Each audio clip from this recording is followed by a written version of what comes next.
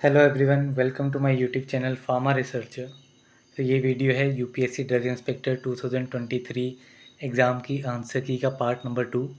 First part जो कि morning 9 बजे आया था, उसमें मैंने इनिशियल 20 क्वेश्चंस कंप्लीट एक्सप्लेनेशन के साथ आपके साथ डिस्कस कर लिए थे। एंड इस वीडियो में मैं नेक्स्ट क्वेश्चंस जो हैं वो इसमें डिस्कस करूँगा। तो ये एग्ज़ाम 19 अगस्त 2023 को हुआ था। टाइमिंग थी इसकी 9:30 से 11:30 बजे तक एंड सब्जेक्ट था फार्मास्यूटिकल साइंसेज, कोड था 01। एग्ज़ाम कंडक्ट किया गया था ड्रग इंस्पेक्टर के लिए, ड्रग इंस्पेक्टर की 25 पोस्ट के लिए। तो चलिए स्टार्ट करते हैं नेक्स्ट क्वेश्चन से। तो इसमें नेक्स्ट क्वेश्चन है,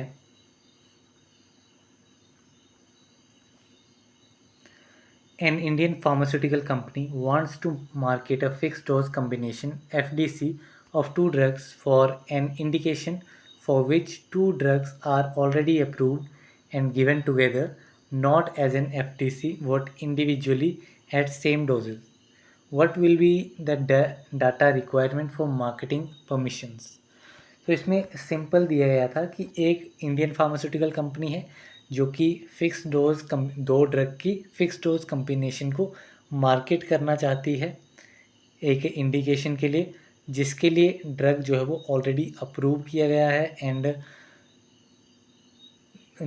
एक साथ जो है वो दिया गया है, लेकिन फिक्स डोज कम्बिनेशन में नहीं दिया गया है, बट इंडिविजुअली सेम डोजेज पे वो दिया जाता है। अब उसको मार्केटिंग परमिशन के लिए क्या डाटा रिक्वायरमेंट्स रहेंगी? इसका आंसर जो है वो ड्रग एंड कॉस्मेटिक एक्ट का जो शेड्यूल 22 है उसके प्रोविजंस में आपको मिल जाएगा। सेम स्टेटमेंट ऐसे दी गई है एंड इसका आंसर जो है वो आई थिंक पॉइंट 3 और 4 में दिया गया है। इसका जो भी प्रोविज़न था अपेंडिक्स 6 में इसका आंसर दिया गया है। तो इसमें जो करेक्ट आंसर था वो था कि जो इसमें मार्केटिंग परमिशंस के लिए डाटा रिक्वायरमेंट्स हैं वो रहेंगी chemical and pharmaceutical data as well as data showing the stability of the proposed dosage form should be submitted. तो इस क्वेश्चन का ऑप्शन डी जो है वो राइट आंसर है। नेक्स्ट क्वेश्चन है, which one of the following schedules of Drugs and Cosmetic Rules 1945 lists the requirements for the functioning and operation of a blood bank and or for preparation of blood component। तो इसमें schedule बताना था हमें कि किसमें blood bank के functioning and operations के बारे में दिया गया है। ये दिया गया था शेड्यूल एफ में। ऑप्शन बी इस क्वेश्चन का राइट आंसर था। द नेक्स्ट क्वेश्चन था, all of the following statements categorise the drug to the spurious except. तो इसमें से हमें ऐसी स्टेटमेंट आइडेंटिफाई करनी थी जो कि स्पोरियस ड्रग्स के लिए सूटेबल नहीं थी। तो इसमें स्टेटमेंट 1 थी, if it is manufactured under a name which belongs to another drug. तो ये स्पोरियस ड्रग के लिए ये स्टेटमेंट यूज़ की जाती है। नेक्स्ट स्टेटमेंट थी, इफ़ इट बियर्स और contain for the purpose of colouring only a colour other than which is prescribe. तो कलर के लिए इसमें कोई ऐसी इंडिकेशन नहीं थी। तो ये स्टेटमेंट इसमें इनकरेक्ट थी सुपोरियस ड्रग्स के लिए। बाकी ऑप्शन सी में, if its label bears the name of the company which does not exist and if it is substituted in part by another drug, तो ये दोनों स्टेटमेंट भी करेक्ट थी सुपोरियस ड्रग के लिए। इसमें इनकरेक्ट स्टेटमेंट थी option B. It is the right answer. Next question था, which one of the following statements regarding phase 2 clinical trials is correct. Phase 2 clinical trials के लिए करेक्ट स्टेटमेंट हमें आइडेंटिफाई करनी थी। इसमें डिफरेंट स्टेटमेंट्स दी गई थी। जैसे पिवटल टेबल्स कहा जाता है फेज़ 2 को, जो कि फेज़ 3 ट्रायल्स को कहा जाता है। बाकी phase 2 is primarily done to determine toxicity and pharmacokinetic of the test drug. तो ये ऑलरेडी इससे पहले वाले फेजेस में किया जाता है। लेकिन फ़ेज़ 2 स्टडी जो है वो पहली कंट्रोल्ड क्लिनिकल स्टडी है, पहली कंट्रोल्ड क्लिनिकल स्टडी जिसमें हम एफिकेसी एंड सेफ्टी देखते हैं एक कंपैरेटिवली लार्जर पॉपुलेशन में। जब हम फेज़ 1 की पॉपुलेशन के कंपैरिजन में एक लार्जर पॉपुलेशन में इसमें चेक करते हैं। इसमें ऑप्शन सी जो था वो करेक्ट स्टेटमेंट थी फेज 2 क्लिनिकल ट्रायल्स के लिए, so option C was the correct answer. Next question है which one of the following procedures may be preferred by FDA to speed up the drug development process for drugs that are used to treat both serious and less serious diseases so that there are major advances in treatment or provide a treatment where no adequate therapy exists। तो इसमें ये पूछा गया था कि different procedures दिए गए थे, तो इसमें से कौन सा प्रोसीजर जो है वो प्रेफर किया जाता है एफडीए के द्वारा ताकि ड्रग डेवलपमेंट प्रोसेस को स्पीड अप किया जा सके उन ड्रग्स के लिए जो कि हम सीरियस या फिर लेस सीरियस डिजीज़ को ट्रीट करने के लिए यूज़ किए जा करते हैं, ताकि जो भी मेजर एडवांसेस हैं ट्रीटमेंट में या फिर उनको एक ऐसी ट्रीटमेंट प्रोवाइड किया करें जहाँ पे कोई भी एडिक्वेट थेरेपी एग्जिस्ट नहीं करती है। सो ये आंसर मैंने एफडीए की वेबसाइट में जाकर के देखा तो उसमें इन चारों टर्म्स की डेफिनेशंस दी गई थी। तो इसमें option B and option C जो था वो टोटली मिसमैच कर रही थी इस गिवन डेफिनेशन के लिए, लेकिन fast track and break through therapy designation जो थे वो मोस्ट प्रोबेबली सिमिलर सी डेफिनेशंस थी। दोनों में ही ये बताया गया था कि स्पीड अप करते हैं ड्रग डेवलपमेंट प्रोसेस को सीरियस डिजीज़ को ट्रीट करने के लिए, लेकिन फास्ट ट्रैक में जो था वो एक एडिशनल चीज़ बताई गई थी जिसमें इन्होंने कहा था कि फ्यूचर पर्सपेक्टिव या फिर जहाँ पे एडिक्वेट थेरेपी एग्जिस्ट करती है उस लेवल तक हम पहुँचने की ट्राई कर रहे हैं, उस लेवल को देखेंगे। सो इसमें जो मोस्ट प्रोबेबल आंसर था वो था option A, that is fast track. The next question था consider the following statements regarding active drug transport. Active drug transport के रिगार्डिंग करेक्ट स्टेटमेंट इसमें हमें फाइंड आउट करनी थी, यहाँ पे करेक्ट स्टेटमेंट पूछा गया था। तो स्टेटमेंट 1 थी कि transport of drug depends on concentration gradient. जो ट्रांसपोर्ट है ड्रग का वो कंसंट्रेशन ग्रेडियंट के ऊपर डिपेंड करेगा। तो ये स्टेटमेंट जो है वो इनकरेक्ट थी क्योंकि इसमें against the concentration gradient transport होता है जिसमें एनर्जी हमें रिक्वायर्ड रहती है।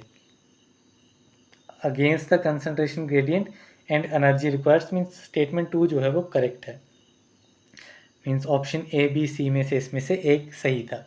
Then the process is capacity limited. So process जो है वो कैपेसिटी लिमिटेड था, मीन्स सभी इसमें ऑप्शंस में कैपेसिटी लिमिटेड दिया गया है। देन स्टेटमेंट 4 थी that is the rate is slower then passive transport. जो रेट है वो पैसिव ट्रांसपोर्ट से स्लो रहता है, जो कि इनकरेक्ट स्टेटमेंट है क्योंकि इसमें कंटिन्यूसली एनर्जी रिक्वायर्ड रहती है, एनर्जी से ही ट्रांसपोर्ट होता है, जबकि जो पैसिव ट्रांसपोर्ट है उसमें concentration gradient means high concentration से लो कंसंट्रेशन पे ट्रांसपोर्ट होता है। सो कंपैरेटिवली जो एक्टिव ट्रांसपोर्ट है उसमें रेट जो है वो हाई रहता है as compare to passive transport. तो इसमें जो करेक्ट आंसर था वो था option C, that is statement 2 and 3, these 2 statements only are correct. Next question था the increasing order of absorption from the available dosage form are. तो इसमें identify करना था कि इंक्रीजिंग ऑर्डर मीन्स बढ़ते क्रम में सबसे कम से सबसे ज़्यादा में हमें इसमें मेंशन करना था कौन सा सही होगा। तो जो सॉल्यूशन फॉर्म होती है वो सबसे ज़्यादा अवेलेबल रहती है अब्जॉर्प्शन के लिए एंड बायो अवेलेबिलिटी के लिए भी हाई रहती है। देन उसके बाद आती है इमल्शंस, देन आती हैं सस्पेंशंस, देन आते हैं कैप्सूल्स। फिर उसके बाद की आगे की बात करें तो कैप्सूल्स के बाद टैबलेट्स आती हैं, देन कोटे टैबलेट्स आती हैं, देन उसके बाद एंटेरी कोटे टैबलेट्स आती हैं, देन लास्ट में सस्टेन्ड रिलीज्ड प्रोडक्ट्स आते हैं। सो इसमें इंक्रीजिंग ऑर्डर में बताया गया था, मैंने आपको बताया सोल्यूशन जो है वो हाईएस्ट रहेगा। सो 4th नंबर पे था सोल्यूशन, देन उससे कम इमल्शन, उससे कम सस्पेंशन एंड उससे कम कैप्सूल्स। तो इसी ऑर्डर में ये दिए गए हैं।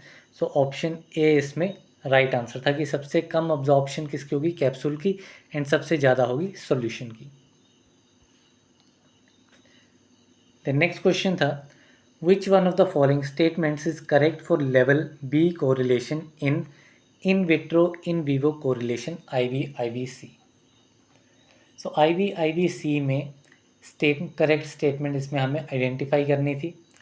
तो इसमें जो करेक्ट स्टेटमेंट थी कि जो लेवल बी कोरिलेशन है उसमें कंपैरिजन किया जाता है mean in vitro dissolution time का विद मीन रेजिडेंस टाइम या फिर mean in vivo dissolution time as per the statistical moment theory. इन चीज़ों का कंपैरिजन किया जाता है। तो इसमें option D for sure correct answer है।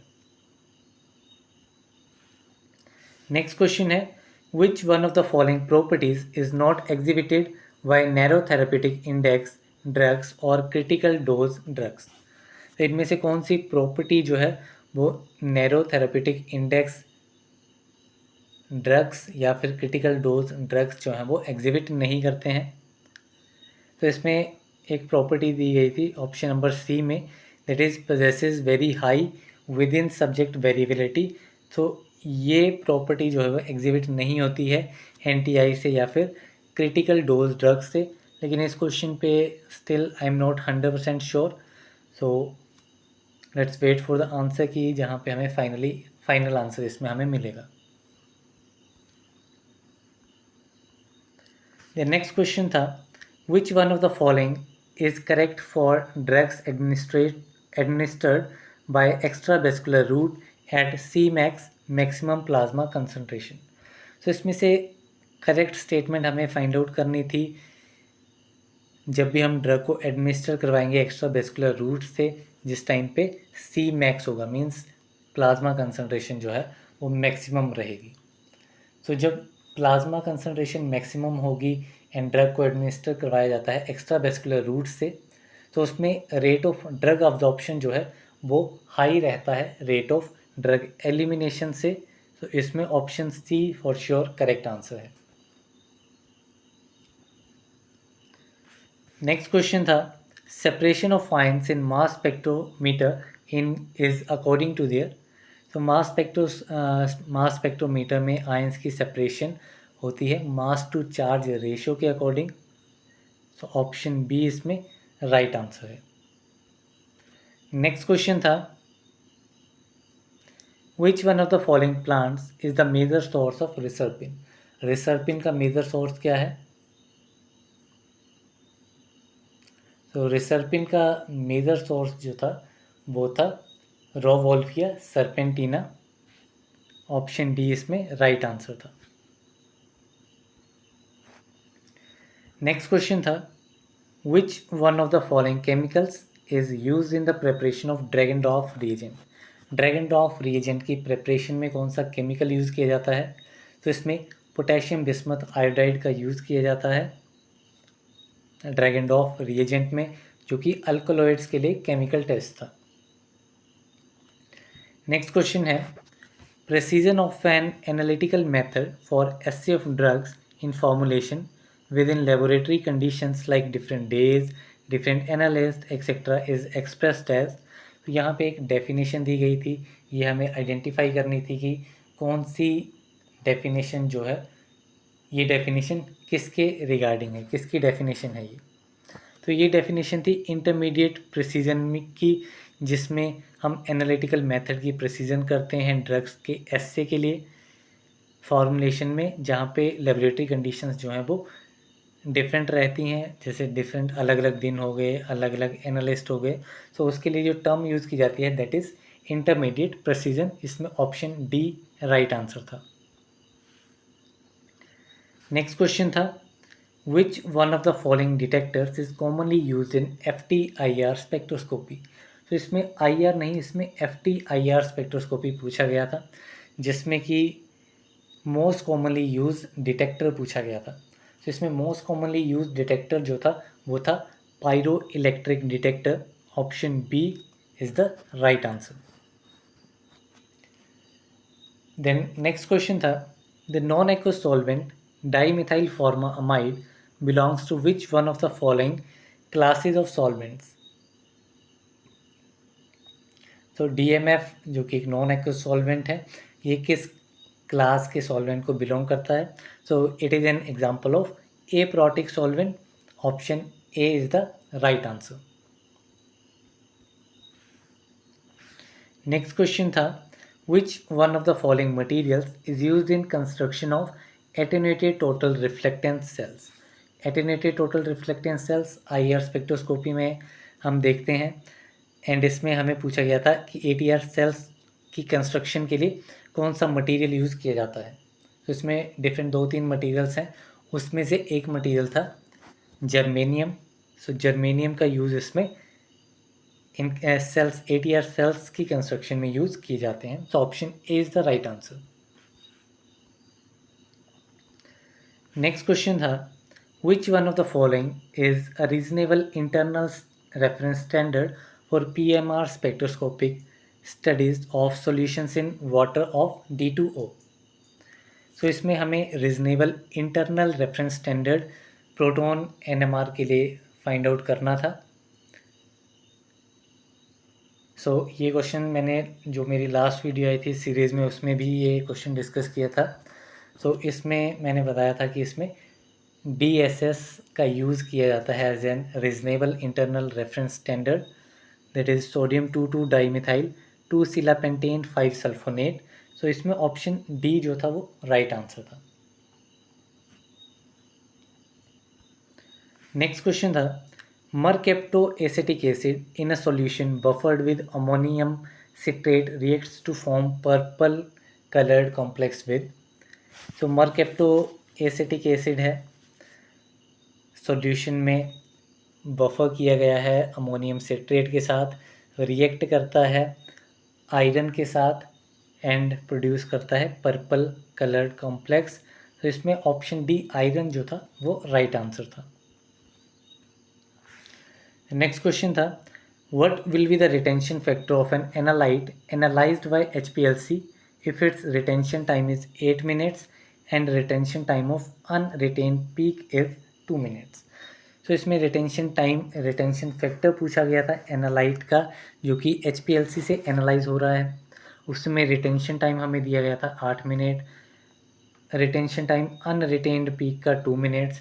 तो काफ़ी सिंपल फार्मूला इसमें लगना था कि रिटेंशन फैक्टर जो है that is RF is equal to retention time कितना दिया गया है 8 minute divided bye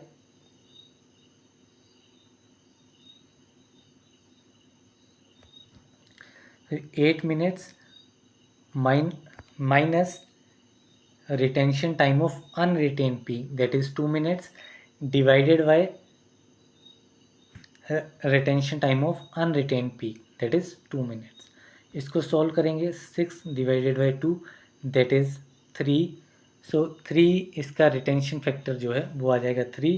so option B is the right answer. So ये था आंसर की का पार्ट नंबर 2।